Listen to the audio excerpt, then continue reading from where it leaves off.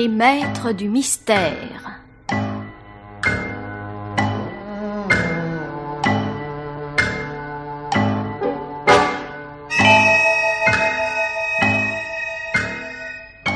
Parmi les chefs-d'œuvre de la littérature policière, Germaine Beaumont et Pierre Billard ont choisi pour vous ce soir Prenez garde aux photographes, un drame radiophonique de Jacques Fayet avec Louis Arbessier, Jean Ozen, Yvonne Clèche, Charlotte Clasis, Evelyne Selena, Patrice Galbeau, Pierre Vernier, Geneviève Morel, Jean Bollot.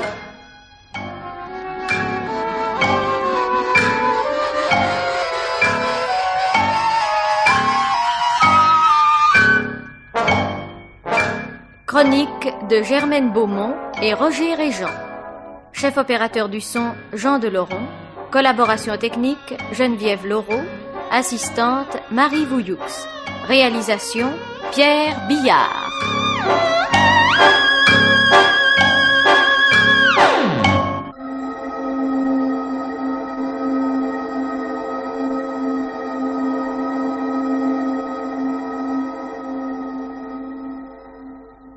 Michel, je vous tiens. Excusez-moi, mais... 5 minutes. Pardonnez-moi, mais vraiment... Oui, je sais. La presse vous attend, vos mannequins vous attendent, vos clientes vous attendent. Bref, tout Paris vous attend. Vous êtes le héros du jour. Quel triomphe, cher Michel, quel triomphe. Ah, c'est bien simple. Je me demande comment font les femmes que vous n'habillez pas. Elles vont chez les autres. Les malheureuses. Et elles osent sortir. Vous êtes trop bonne. Trop bonne, moi. Ah non, je ne suis pas bonne.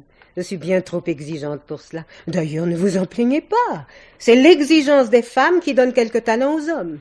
Mais avec vous, mon cher, le problème est tellement différent, vous nous comblez. Ce que nous souhaitons, vous l'inventez, et ce que nous ne souhaitons pas, vous nous l'imposez. Votre collection d'aujourd'hui en est un exemple. Quelle grâce, quelle distinction, et quelle nouveauté. Je pensais, mon cher, qu'il n'y avait que le diable pour inventer de telles choses. Eh bien, c'était faux. Il y a le diable et vous. Ce qui d'ailleurs est un paradoxe, car si les femmes se damnent chez vous, elles ont l'impression pourtant d'être au paradis. Vous êtes charmante. Ni bonne ni charmante. Je ne suis maintenant qu'une vieille bête, mais qui vous aime beaucoup. Je vous le rends bien. Oui? Alors tant mieux. Pourtant, Michel, puisque nous en parlons, je préférerais que vous reportiez toute votre affection sur Marie-Paul. Car si je vous aime beaucoup... Cette petite vous aime, elle, tout simplement. Autrement dit... Autrement dit, Michel, cessez votre liaison avec Véronique Pasquier. Lorsque Marie-Paul vous aura épousé, il est vraisemblable qu'elle ne sera pas très heureuse.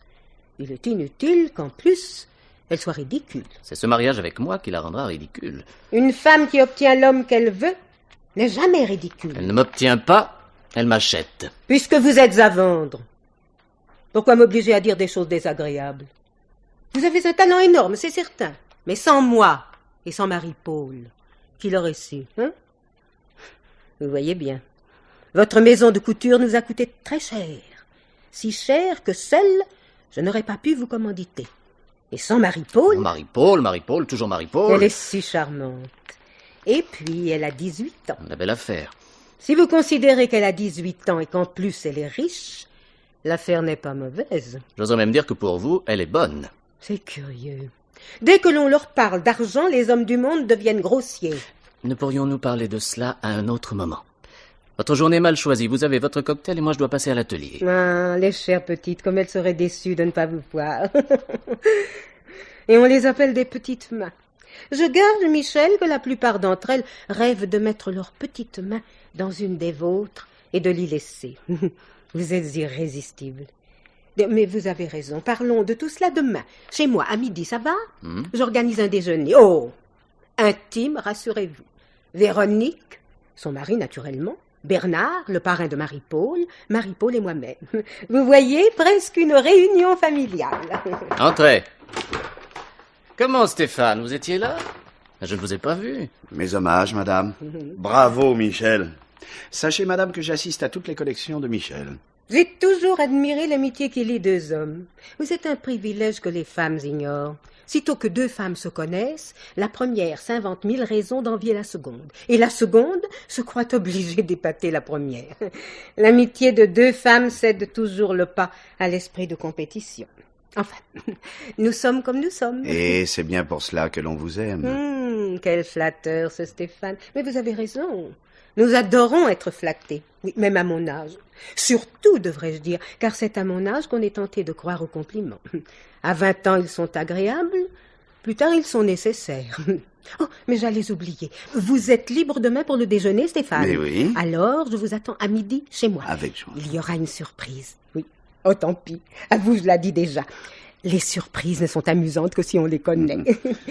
J'annoncerai les fiançailles de Michel avec Marie-Paul. Ah oui, chut, mais silence, n'est-ce pas? Oh, personne ne doit le savoir. Ne gâchez pas mon plaisir.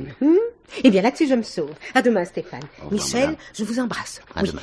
Et n'oubliez pas, midi, demain. Entendez. Ah, quelle femme exquise. Une belle garce, oui. Alors, Rien. rien d'anormal? Y avait-il quelqu'un que tu ne connaissais pas? Non, non. Tous les visages étaient des visages connus que l'on rencontre à chaque collection, aussi bien chez toi que chez les autres. Mais c'est chez moi qu'on copie les modèles et non pas chez les autres. Mais je te l'ai déjà dit, fais une enquête auprès de ton personnel. Qu'est-ce que c'est? Ah, c'est vous, Germaine. Oui, pardonnez-moi, je croyais que vous étiez seule. Mais ne vous sauvez pas, Germaine, restez. Le succès d'aujourd'hui est aussi le vôtre.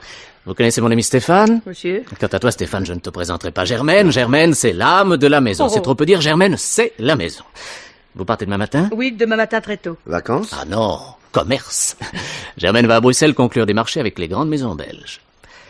Vous vouliez me parler? Oui. Je vous écoute. Eh bien. Bon, moi je me sauve. Non, attends, on va descendre ensemble. Tu vas prendre un verre. Non, non, non, non, tout ce monde agglutiné autour du buffet, ça me soulève le cœur. Allez, à demain. Eh bien, Germaine, vous en faites une tête. Je voulais vous montrer ceci. Qu'est-ce que c'est? C'est une revue américaine.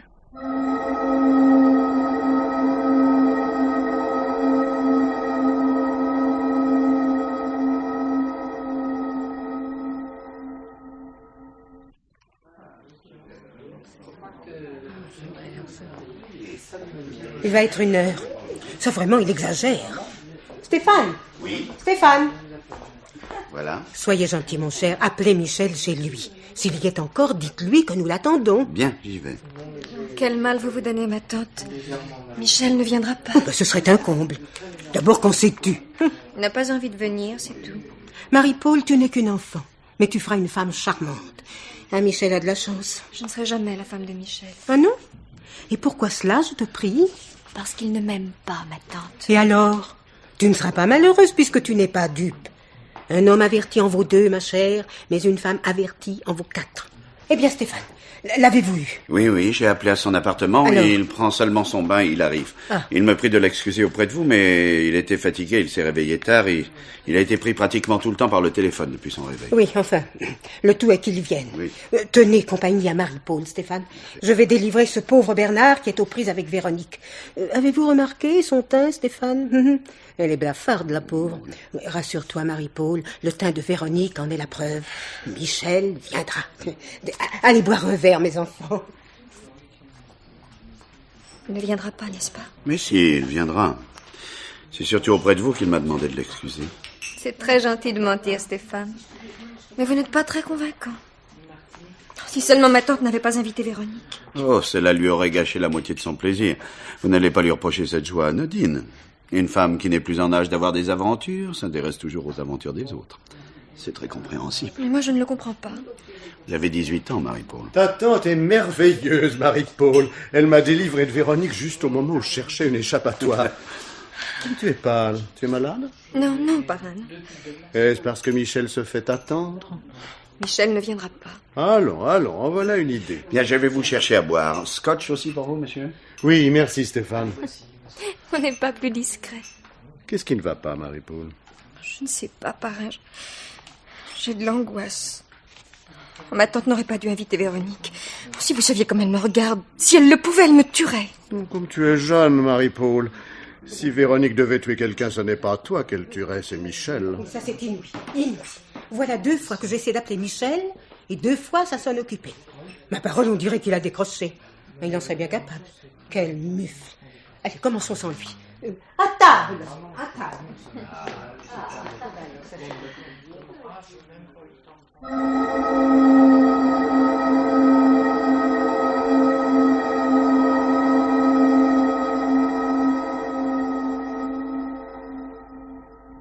Ah ça, commissaire, vraiment, votre insistance m'étonne. D'autant que je n'ai rien à vous dire qui n'ait déjà été dit. Le fait que Michel ne soit pas venu déjeuner m'a contrarié, mais nullement inquiété. S'il nous fallait craindre un accident à chaque fois qu'un ami arrive en retard, au bout d'une de nos réceptions, nous serions dans une perpétuelle inquiétude. Sans doute, mais le cas était un peu différent. Vous donniez ce déjeuner à l'intention de Michel Rollin. Il eût été normal qu'il fût là. Certes. Mais vous savez comme moi combien des artistes sont fantasques. J'ai pensé que Michel avait mieux aimé aller ailleurs que venir chez moi. J'étais furieuse, c'est tout. Ah, combien je regrette ce mouvement d'humeur maintenant que je sais la vérité. Pauvre Michel. Trouver une mort aussi stupide. Mais si horrible que cela soit, commissaire, ça n'est qu'un accident.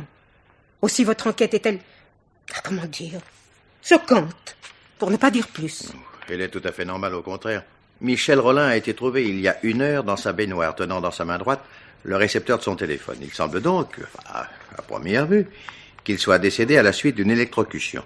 Tant que l'expertise médicale n'aura pas confirmé cette hypothèse, nous sommes en droit de nous livrer à d'autres suppositions. L'expertise médicale? Voulez-vous dire que... Oh, c'est la loi, madame. L'autopsie dira comment est mort Michel Rollin, et si cette mort fut accidentelle, ou provoquée. Provoquée? Vous rendez-vous compte, commissaire, de ce qu'une telle hypothèse laisse supposer? Et quel scandale au cas où elle se révélerait exacte? La peur du scandale est la porte ouverte à tous les abus. Mais le scandale lui-même est la porte ouverte à tous les malheurs. Pauvre Marie-Paul. Qui est-ce? Ma nièce, la fiancée de Michel. Ce déjeuner était moins pour fêter le triomphe de Michel que pour annoncer ses fiançailles à nos amis intimes. Je me suis toujours occupée de Marie-Paul. Elle a perdu ses parents très jeunes, je les ai remplacés. Oh non, commissaire, non. Non, je n'y ai aucun mérite, c'est normal. Oh, je n'ai rien dit. Vous êtes sa tutrice légale? Oui. Ce qui fait que, légalement, vous gérez sa fortune.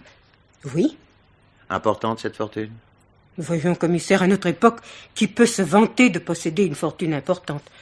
Ses parents avaient du bien sous le soleil, certes. J'ai fait de mon mieux pour le faire fructifier. Et c'est ainsi que vous vous êtes livré à des opérations financières, telles que le financement de la maison de couture de Michel Rollin. Oui. Votre nièce était-elle seule intéressée dans cette opération? Non. Ma nièce et moi avons créé une société. Nous étions toutes les deux propriétaires. Qui dit société dit action, qui dit action dit actionnaire. Laquelle de vous deux avait la majorité? Mais je ne vois pas le rapport. Enfin, c'était moi. Au mariage de votre nièce, étiez-vous mis en demeure de lui rendre sa fortune? Ah oui, évidemment. À son mariage ou à sa majorité. Votre nièce ne se mariant plus, vous vous trouvez donc toujours gérante de ses biens et qui plus est, propriétaire de la maison de couture. Oui. Qu'avez-vous fait ce matin? Pardon? Je vous demande ce que vous avez fait ce matin. Vous êtes resté chez vous? Oui. Seul? Le matin, je reste dans ma chambre. C'est le seul moment où je peux me reposer. Je lis, je fais mon courrier. Mais rassurez-vous, commissaire, ma bonne m'a vu. Elle m'a apporté mon petit déjeuner comme chaque jour. Elle n'est pas sortie de toute la matinée? Elle a fait son marché comme tous les jours également. Et Marie-Paul, vous ne l'avez pas vue? Commissaire, j'ai trouvé ma nièce dans le salon à midi. Ce qu'elle a fait de sa matinée, je n'en sais rien. Nous ne passons pas notre temps à nous épier. Ce qui fait que votre bonne étant partie faire son marché, vous auriez pu sortir, votre nièce et vous, et rentrer de nouveau ici en toute tranquillité. En toute tranquillité, oui. Vos questions, commissaire, sont à peine courtoises. Et je sens que vos déductions sont un peu hâtives. Votre métier vous oblige à voir le mal partout, même là où il n'est pas. Cela rend, vous l'avouerez, la conversation difficile. Je vous ai dit ce que je savais. Je vous demande donc l'autorisation de me retirer. Les personnes que vous avez cru devoir mobiliser ici sont dans la pièce à côté. C'est la première fois, commissaire, que des gens venus chez moi n'y seront pas traités en amis. Par qui voulez-vous commencer? Par votre nièce. Pauvre Marie-Paul. Soyez gentil avec elle. Si vous pouvez. Elle n'a que 18 ans. Et croyez-moi, la jeunesse, c'est quelquefois un handicap. Marie-Paul, viens, ma chérie. Viens. Le commissaire veut te parler. Oui, n'aie pas peur. Asseyez-vous, mademoiselle. Merci. Et comme vient de vous le conseiller votre tante, n'ayez pas peur. Je n'ai pas peur. D'abord, mademoiselle, Je voudrais vous faire comprendre que cette enquête est normale et... Ne m'expliquez rien, monsieur le commissaire. Votre enquête, je pense, ne doit étonner personne. Quand j'ai appris tout à l'heure ce qui était arrivé, j'ai compris tout de suite que cela n'était pas aussi simple qu'on voulait bien me le dire. Comment cela? La mort de Michel n'est pas accidentelle, n'est-ce pas? Rien jusqu'à présent, mademoiselle, ne nous interdit de le croire. Mais rien non plus ne vous en fournit la preuve. Je comprends maintenant mon angoisse. Je sentais qu'un malheur allait arriver. Je l'ai dit à mon parrain. Que vous a-t-il répondu? Que j'étais une petite fille. Et puis... Je vous écoute.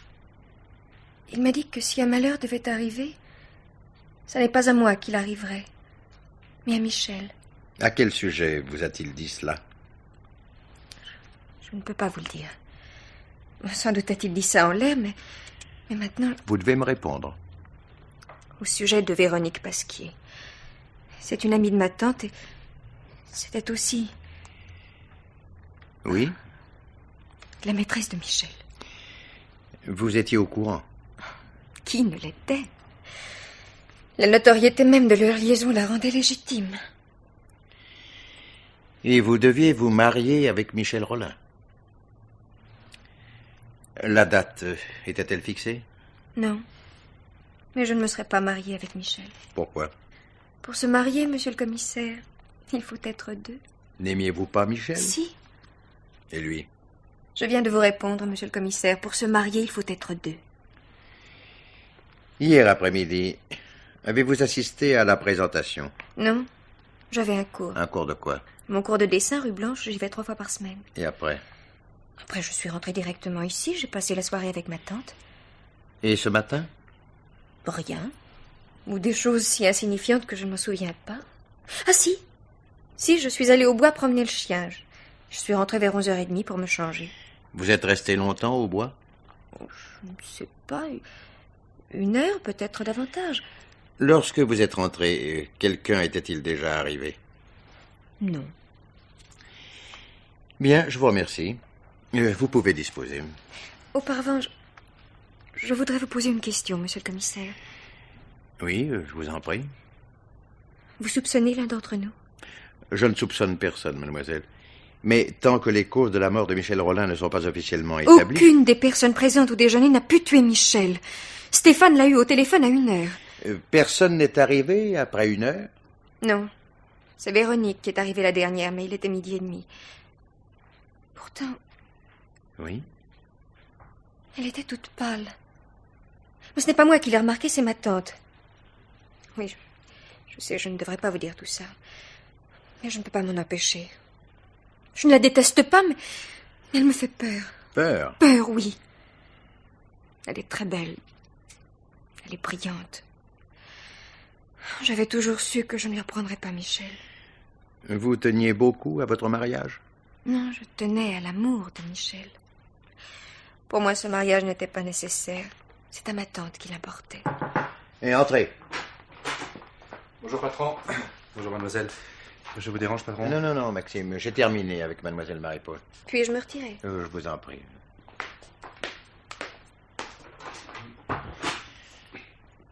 Alors, Maxime, tu as la réponse du médecin légiste?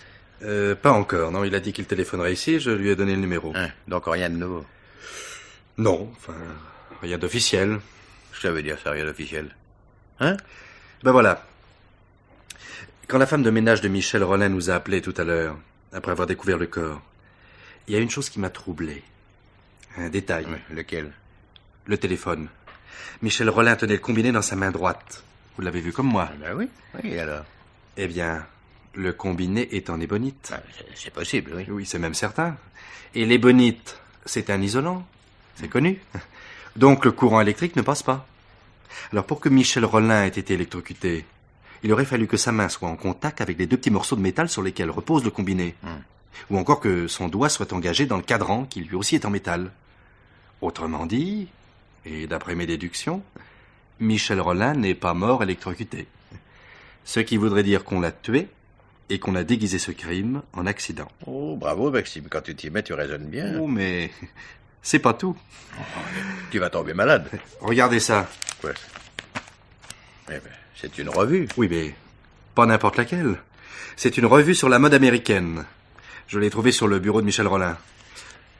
Regardez cette photo. C'est la photo d'une présentation de collection. Oui, patron. Dans une maison de New York. Comment trouvez-vous la robe que porte le mannequin? Qu'est-ce qu'elle a, cette robe? Elle est très jolie. Oui, c'est Fleur de Rosée. Quoi? Fleur de Rosée, le nom de la robe. D'après la secrétaire de Michel Rollin, ce serait un modèle de son patron. Or, sur cette revue, le modèle est signé Patrick Gellman, le couturier américain. C'est tout de même curieux. Oh, peut-être une coïncidence. Oui, toujours d'après cette dame, enfin, je veux dire la secrétaire, Michel Rollin, hier soir, a essayé de joindre Patrick Gellman à New York. Sans résultat, d'ailleurs. Et il avait l'air dans une grande fureur. Il répétait tout le temps, il me le paiera, le salaud, il me le paiera. Je ne sais pas, sourd un peu plus bas, vêtu. Oui, fais attention. Ouais. On n'est pas seul ici. Alors, qu'est-ce qu'il te répétait? Il me le paiera. Il me le paiera, le salaud. Il me le paiera. Ouais. Tu n'es pas entré en relation avec la collaboratrice de Michel Rollin? Une certaine Madame Germaine, non.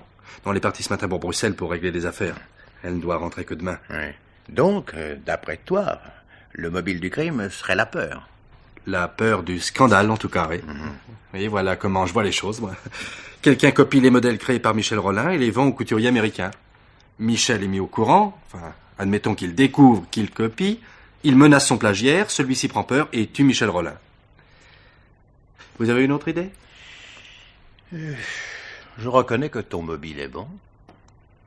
Pourtant, j'avais déjà 3 suspects, hein, pour d'autres raisons. 3? Hein?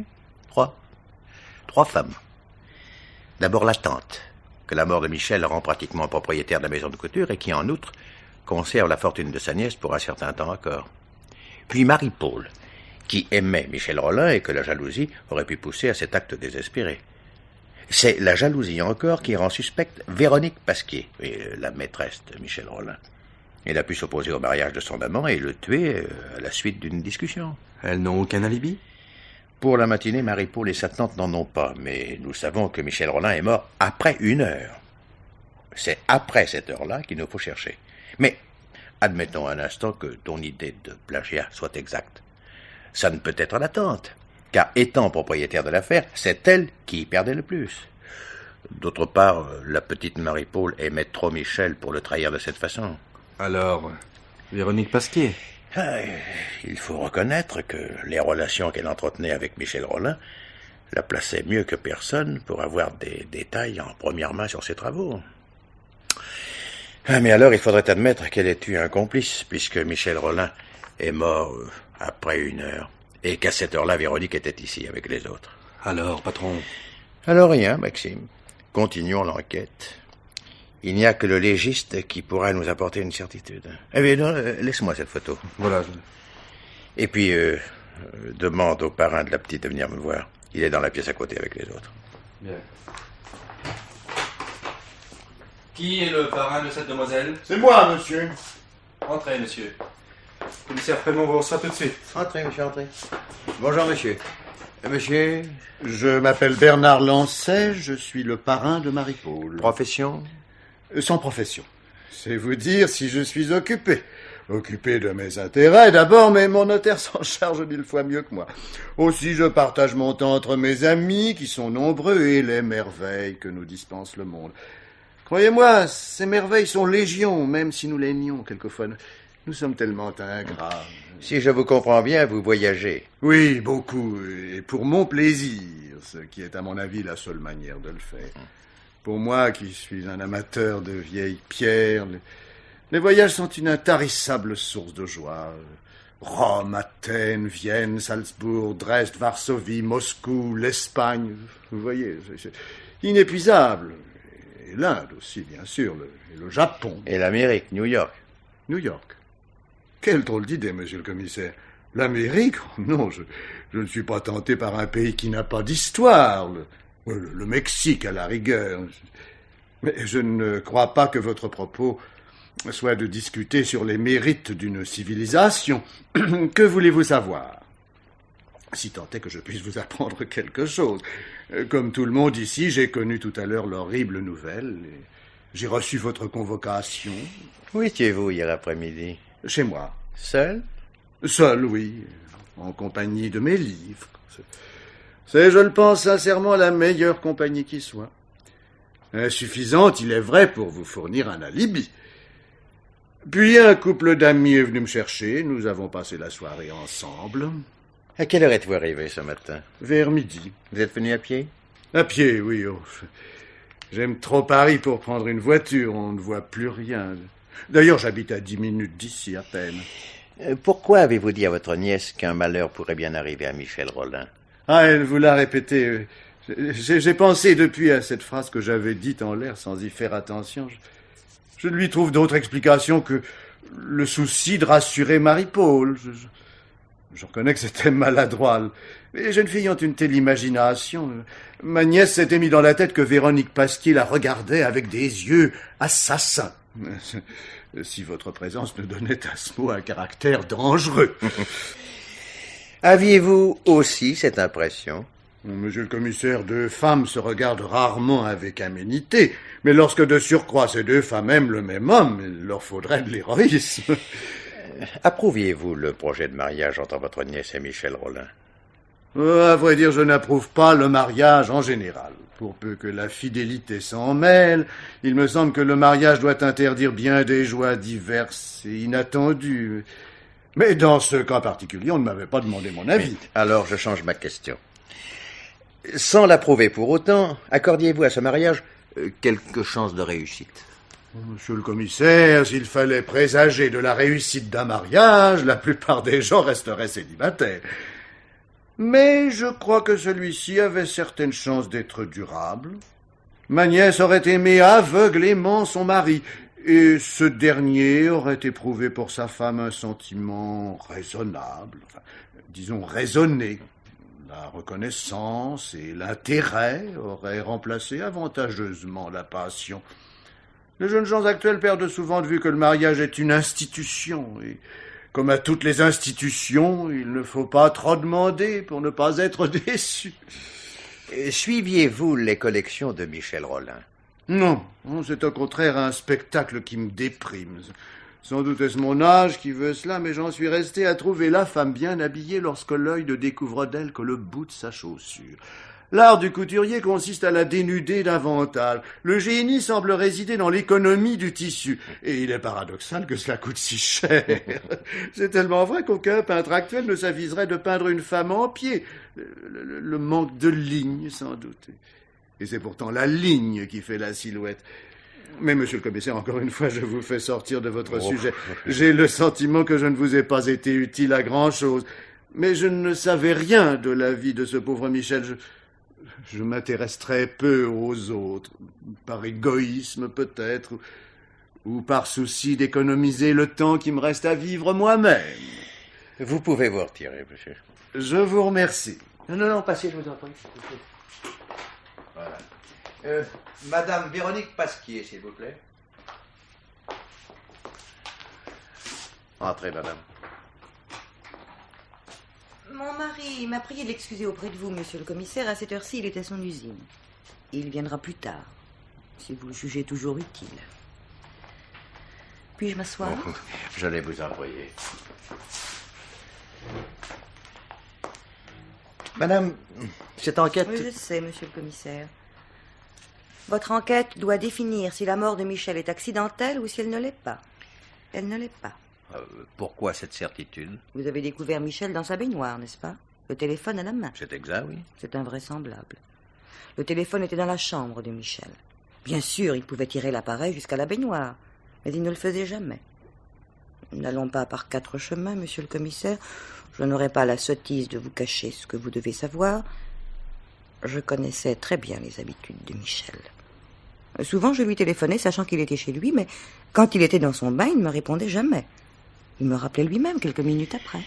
Avez-vous assisté à la présentation hier après-midi? Évidemment. Vous êtes resté longtemps? J'en suis partie à 5 heures environ. Vous n'êtes pas resté jusqu'à la fin? Non. Pourquoi? D'abord parce que ces robes, je les connaissais depuis longtemps. Exactement depuis leur création. Michel me montrait ses maquettes. Il était très inquiet pour son travail. Il lui arrivait souvent de me demander conseil. Puis il suffit de quelques minutes à peine à une femme pour savoir si une collection sera un succès ou non. Nous sentons venir le vent, comme on dit. Eh bien, hier après-midi, le vent nous portait au triomphe.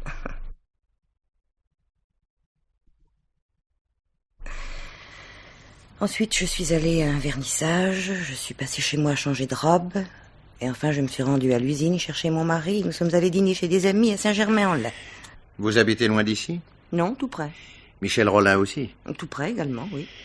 Vous êtes arrivé ici vers quelle heure ce matin? Je l'ignore. 12h30. Ah. Vous étiez la dernière. C'est possible. Oh, et puis autant vous dire la vérité, n'est-ce pas? Il est inutile de tricher. Inutile.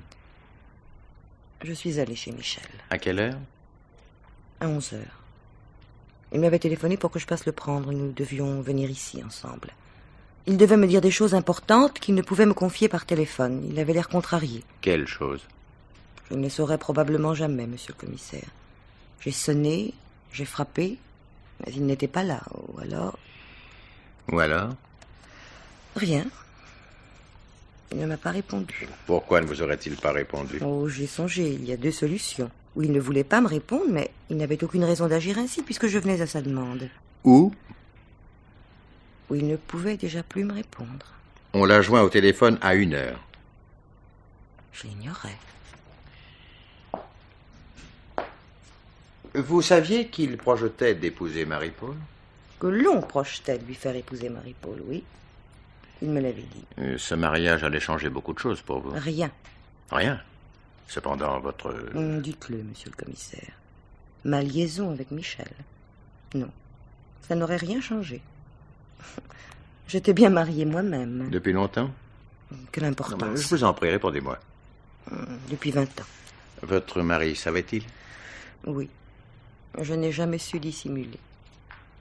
C'était inutile, d'ailleurs. Nous vivons dans un monde où les secrets des uns alimentent la conversation des autres. En souffrait-il? En souffrir? Oh non. Est-il capable de souffrir de quelque chose? Je pense au contraire que cela devait lui enlever des obligations vis-à-vis de moi. Il y avait gagné sa liberté. En usait-il? De sa liberté? Oui. Vous voulez savoir si mon mari me trompait également? Oui, monsieur le commissaire. Depuis 20 ans. Pas avec des femmes, mais avec ses affaires, avec son usine. Ce n'est pas moi qui lui ai rendu sa liberté. C'est lui qui n'a jamais su aliéner la sienne. D'ailleurs, je suis injuste avec lui. Si, il serait capable de souffrir de quelque chose. Que son usine prit feu, par exemple. Et ce matin, plusieurs personnes ont remarqué votre pâleur. Peut-être. Vous étiez souffrante? Non. Mais nous sommes ainsi faites, monsieur le commissaire. Nous nous inquiétons, alors même que le plus élémentaire raisonnement suffirait à nous tranquilliser. Autrement dit, Michel se mariait. Et si je vous dis avec certitude que cela ne changeait rien, je n'en ressentais pas moins une angoisse que peut-être vous comprendrez. Puis-je m'en aller maintenant? Oui. Un mot encore. Votre mari était ici pour le déjeuner? Oui. Il était déjà là quand je suis arrivée. La dernière. D'où venait-il? D'où il venait? De son usine, monsieur le commissaire. Ce sera facile de vérifier auprès de sa secrétaire. Mais je peux déjà vous affirmer qu'il a dû partir au dernier moment et qu'il est arrivé ici furieux comme les gens qui ne savent pas perdre leur temps. Il n'est même pas passé à la maison pour se changer. Bien, je vous remercie. Je vous raccompagne.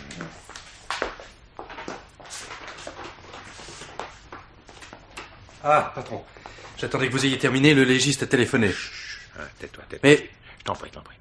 Ferme ta porte. Alors? J'avais raison. Michel Rollin n'est pas mort électrocuté, il est mort noyé. Crise cardiaque? Non, justement, il est mort par immersion. Certaines marques qu'il porte sur les épaules et dans le cuir chevelu indiquent qu'il y a eu lutte. Autrement dit, on lui a tenu la tête sous l'eau. Mais vous m'écoutez pas. Regarde ça. Eh ben, c'est la revue que je vous ai apportée tout à l'heure. Tu ne remarques rien? Non, rien. Regarde mieux. Je regarde. Qu'est-ce qu'il y a? Une chose que je n'avais pas vue tout à l'heure et qui vient de me sauter aux yeux quand j'ai ouvert la porte. Tout de suite? À la minute, oui. Le légiste a-t-il précisé l'heure à laquelle est mort Michel Rollin? Entre 10h et midi. Tout concorde. Je sais qui l'a tué. Vous savez? Oui, et je sais pourquoi. Pourquoi? Mais où est le téléphone? Dans un petit boudoir à côté du grand salon. Il est isolé? Oui, mais quel rapport? Non, fais entrer la personne suivante. Monsieur Pasquier aurait dû être là lui aussi, mais il s'est fait excuser, paraît-il. Fais entrer, je sais, c'est exact. Allez, fais entrer Gauthier. Monsieur Stéphane Gauthier. Entrez, monsieur Gauthier. Et asseyez-vous. Oh, c'est inutile, merci. Profession? Aucune. Mais je sais, cela semble surprenant qu'à notre époque, un garçon de mon âge ne travaille pas. Mes parents m'ont laissé quelques fortunes, j'en profite. Je verrai après. Et vous avez assisté hier à la présentation de la collection de Michel Rollin. Oui. La mode féminine vous intéresse? Michel est un ami de longue date. Il est passionnant de suivre la réussite de quelqu'un que l'on connaît. Oui, passionnant de lui voir réaliser une fortune. Entre autres, oui. Et de la partager éventuellement. Votre question est ambiguë, monsieur le commissaire. Oh, toutes les questions sont ambiguës, monsieur. C'est à la réponse d'ôter l'équivoque. Racontez-moi votre journée d'hier. Je me suis levé à 10 heures. L'après-midi seulement. Eh bien, je suis allé à 2h30 à la maison de couture de Michel. Et vous êtes resté jusqu'à la fin de la présentation? Oui, oui. J'ai rencontré la tante de Marie-Paul qui m'a invité gentiment au déjeuner qu'elle donnait aujourd'hui. Ensuite, j'ai bavardé quelques minutes avec Michel. À sa maison de couture? Oui. Puis je suis rentré chez moi pour passer mon smoking. J'ai assisté à la 100e de la pièce du Palais Royal et à la réception qui a suivi. Ensuite? Je suis rentré chez moi. Et puis? C'est tout, monsieur le commissaire. J'ai dormi. Ce matin? Ce matin. Levé à 10 heures. C'est une habitude. J'ai pris mon thé, j'ai pris mon bain et je suis venu ici. À quelle heure? Midi. Midi moins le quart, peut-être. J'étais le premier. Avez-vous remarqué que les célibataires arrivent toujours en avance lorsqu'ils sont invités? C'est vous qui avez essayé de joindre Michel Rollin quand on s'est aperçu de son retard? Non seulement j'ai essayé de le joindre, mais je l'ai joint. Vers quelle heure? 1h. La tante de Marie-Paul a essayé à son tour quelques minutes après, mais c'était occupé. Une seconde. Maxime. Prie, madame, comment s'appelle-t-elle? La tante de Marie-Paul, madame Verrières. Prie madame Verrières de venir. Tout de suite. Lorsque j'étais plus jeune, monsieur Gauthier, j'enviais les gens de mon âge que leur fortune autorisait à ne rien faire. Ne rien faire, finalement, c'est la liberté de tout faire. Tandis que faire quelque chose, c'est l'obligation de ne faire que cette chose-là. La fortune doit être agréable, n'est-ce pas? Sans doute. Encore faut-il savoir la conserver, mieux que cela, l'accroître. Vous avez un notaire? Entrez. Vous m'avez demandé, commissaire. Oui, madame. Me voici. Avez-vous vérifié votre hypothèse selon laquelle de... Oh, Stéphane, vous êtes encore là. Pauvre ami. La prochaine fois que je vous inviterai à déjeuner, vous vous méfierez. Vous ne m'avez pas répondu, monsieur Gauthier. Avez-vous un notaire? Non. Je ne me ferai jamais à vos questions, commissaire. Mais quelle importance que Stéphane ait ou non un notaire? Enfin, cela vous regarde, ça. Que voulez-vous de moi? Je voudrais savoir, madame, pourquoi vous avez éprouvé le besoin de rappeler Michel Rollin au téléphone alors que monsieur Gauthier venait de le faire. Pourquoi? C'était un geste naturel, je suppose. J'ai cru un instant que Michel ne voulait pas venir, que la raison qu'il avait donnée à Stéphane de son retard était fausse. Prend-on un bain à 1h, alors qu'on est attendu à midi? Je suis allée dans ma chambre prendre une bague que j'avais oubliée. J'ai décroché le téléphone, voilà tout. Oui, dans votre chambre. Le téléphone n'est-il pas dans le boudoir, à côté du grand salon? Il y a un appareil dans ma chambre et un autre dans le boudoir. Et vous, monsieur, d'où avez-vous téléphoné? De l'autre poste, non, celui du Stéphane. boudoir. Non, Stéphane, non, de ma chambre. Ah, non, je vous assure, du boudoir. Mais croyez-moi, Stéphane, c'est impossible. Vous êtes allé dans ma chambre. Mais impossible, pourquoi? Eh bien, commissaire, pour que l'on puisse se servir de l'appareil qui est dans le boudoir, il faut auparavant basculer un petit bouton qui est dans ma chambre. Cela coupe court aux indiscrétions. Comme je n'avais pas basculé le bouton, que l'appareil de ma chambre était en ligne, celui du boudoir était inutilisable. Vous vous trompez, Stéphane. Alors, monsieur? Eh bien, peut-être, oui. Était-ce dans votre chambre? Non, vous étiez bien dans le boudoir. Mais commissaire, je viens de vous dire que l'appareil ne marchait pas, qu'importe. Puisque M. Gauthier n'a pas téléphoné à Michel Rollin. Mais... Et vous n'avez pas téléphoné à Michel Rollin parce que vous saviez qu'il ne répondrait pas. Mais c'est insensé. Dites tout de suite que Stéphane a tué Michel. Je le dis. Oh. Ne bougez pas, monsieur. Ne bougez pas. L'inspecteur Maxime est derrière cette porte. Je vous en prie. Oui. Vous avez tué Michel Rollin. car il avait découvert que vous voliez ces modèles et que vous les vendiez au couturier américain Patrick Gelman. Je ne connais pas ce monsieur. Non? Madame, regardez cette photo. Oh, la jolie robe. C'est... Mais vous êtes là, Oui, Stéphane. oui. Monsieur Gauthier, vous êtes là, sur cette photo, parmi la foule qui regarde la collection de Patrick Gelman à New York. Aussi attentif là-bas que vous l'étiez dans les salons de Michel Rolin. Quand j'ai eu cette photo dans les mains tout à l'heure, je n'avais fait attention qu'au premier plan, au mannequin qui présentait la robe. C'est en ouvrant la porte pour accompagner Véronique Pasquier que je vous ai aperçu. Aussitôt, les détails de cette photo m'ont sauté aux yeux. Alors j'ai compris. Quand Michel Rolin a su que c'était vous qui dérobiez ces modèles, il a essayé de vous joindre. Hier soir, il n'a pas pu, puisque vous étiez absent. Sans doute vous a-t-il téléphoné ce matin. Vous vous êtes rendu chez lui avant de venir ici. L'explication a été rude. Et vous avez pris peur, monsieur Stéphane Gauthier. Mais c'est faux, c'est faux! En effet, je suis allé à New York. Oui, j'ai accompagné des amis américains chez les couturiers, mais je n'ai pas choisi une maison plutôt qu'une autre. Vous imaginez... Mais ne bougez pas, voulez-vous? Alors imaginons jusqu'au bout. Devant les menaces de Michel Rolin, dans la certitude où vous êtes qu'il va porter plainte contre vous, vous êtes pris de panique. Et comme il prend son bain avant de venir ici, avec la confiance qu'on a devant ses amis, même s'ils vous trahissent, vous entrevoyez le moyen de vous débarrasser de lui. Vous noyez Michel Rolin, puis vous placez le téléphone dans sa main pour faire croire à un accident. Non. Puis vous venez ici pour le déjeuner. La chance même paraît vous sourire. Madame Verrières vous fournit un alibi en vous demandant de l'appeler. Vous allez dans le petit boudoir dont le téléphone ne marchait pas, nous le savons maintenant. Vous restez quelques secondes, vous revenez en excusant Michel et pour justifier votre mise en scène, vous annoncez qu'il va prendre un bain. Mais défendez-vous, Stéphane, défendez-vous. Oh, inutile de vous défendre. Patrick Gelman nous a téléphoné de New York avant même que l'enquête ne commence. La mort de Michel Rolin l'a beaucoup troublé. Il vous a mis en cause. Vous mentez! Il y a 1 heure, il ignorait encore la mort de Michel, c'est moi qui lui ai appris. C'est vous. Et vous m'avez dit ne pas le connaître. Ainsi, vous téléphonez à des gens que vous ne connaissez pas. Vous venez de vous trahir, monsieur Stéphane Gauthier. Oui. Pourtant, vous aviez tout prévu. Tout, sauf une chose. L'indiscrétion d'un photographe.